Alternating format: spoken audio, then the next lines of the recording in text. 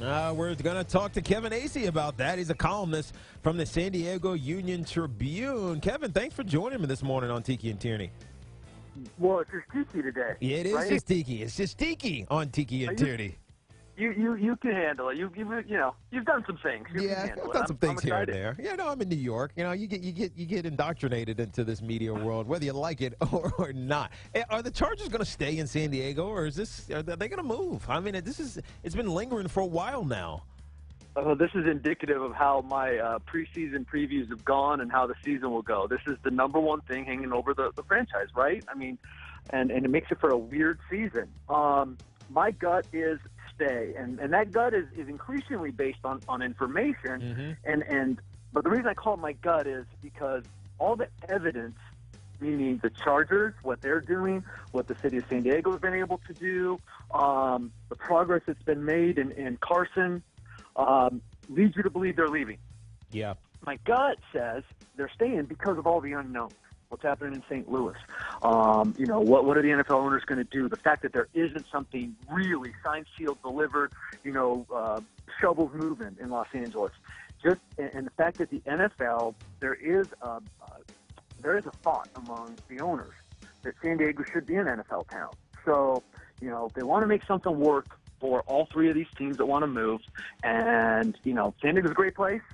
And, I believe in my heart that in his heart, Dean Spanos, owner of the Chargers, wants to stay, even though he's kicked off now and he's focused on L.A., that he wants to stay. And so I say that they end up delaying this thing. Yeah. And that the Chargers stay. Yeah. So there's my long, short answer. Yeah, no, I love San Diego. When I had to go out there to cover games, it's like, can I just stay?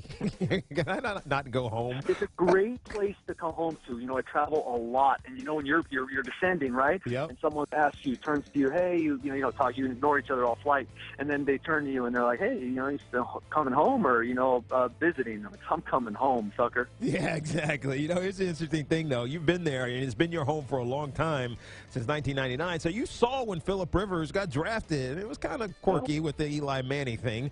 But that 2004 draft class, all those other two guys, Ben Roethlisberger and Eli, have won Super Bowls. When's it going to happen for Phillip? And can it happen with Phillip with this new group of players? Melvin Gordon being the one that jumps off the page.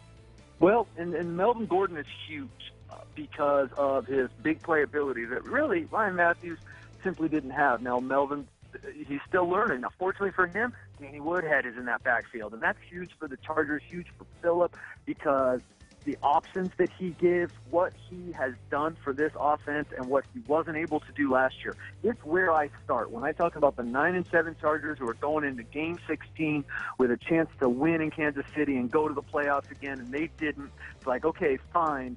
But the problem was that for 13 games, they didn't have Danny Woodhead. And Danny Woodhead was definitely worth another victory that could have got them into the playoffs. Yeah, all right? yeah, so it's always that's where I start. Yeah, it's always that guy, right? There's always one guy who does the things that you're not really talking about when you're looking at the totality of the team, but they matter because it's one or two or 10 plays. All-purpose yards. Exactly. For 1,000 yards from scrimmage. And, he had 10 third down catches, and this is just a huge thing that he's back, and that helps. And then this kid, and I don't know how much you watched him, but Brandon Oliver, an undrafted guy in 14, led the team in rushes last year, and he's like your number 3 back. And I really just think that's a wonderful change of pace.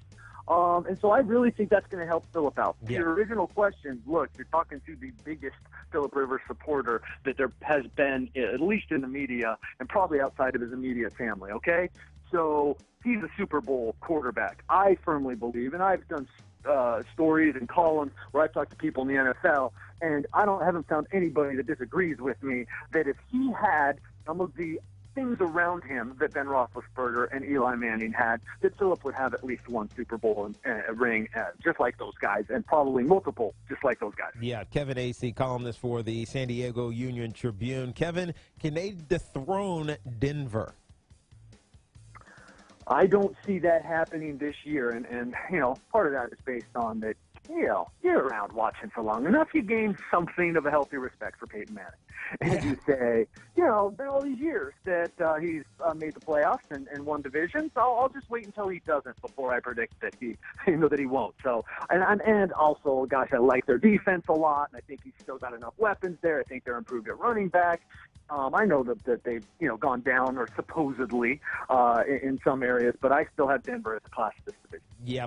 Lastly, Melvin Gordon, is he healthy, and how much are they going to miss their tight end? Oh boy. Well, yeah, Melvin Gordon is healthy. Now there have been some concerns, but look, and he's coming off as and every kid, the poor kid that has to come out after doing all that work at Wisconsin, then all the work leading up to the draft, then your rookie year. I mean, I think it's going to be a little rough, and people shouldn't expect the 300 carries or something out of this kid, and he's got these other two guys, so he's going to be big, but don't be expecting too much out of Melvin Gordon. Yeah.